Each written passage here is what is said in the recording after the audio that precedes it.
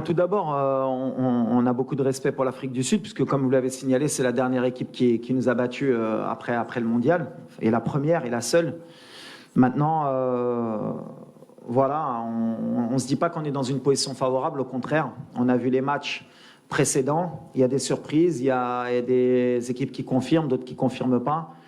Nous, on est dans l'humilité, comme je l'ai dit depuis un an. On vient avec cette compétition avec beaucoup d'humilité, on respecte toutes les équipes, notamment l'Afrique du Sud.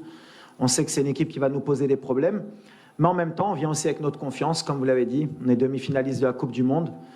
On a fini premier de notre groupe, on a fait 2 victoires, 1 nul. Il y a beaucoup de gens qui, après le match du Congo, ont douté de nous, ont se sont posé des questions, mais heureusement, le football est bien fait. Le Congo a montré que c'était une équipe qui, elle aussi, envisageait de gagner la CAN, et qu'en fait, ce résultat nous mettait plus en valeur qu'autre chose.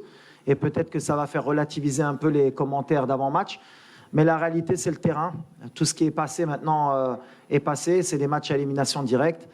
Bien sûr qu'on a perdu contre l'Afrique du Sud. C'est bien, comme ça nous fait une piqûre de rappel.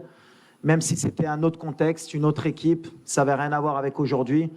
On jouait pratiquement un match amical au mois de juin.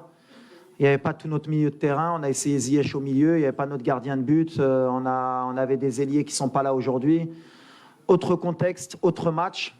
Ça ne veut pas dire que ce match, ils ne l'ont pas gagné, mais ça veut dire quand même qu'ils vont avoir affaire à une autre équipe aussi demain, qui n'est pas celle qu'ils ont battue.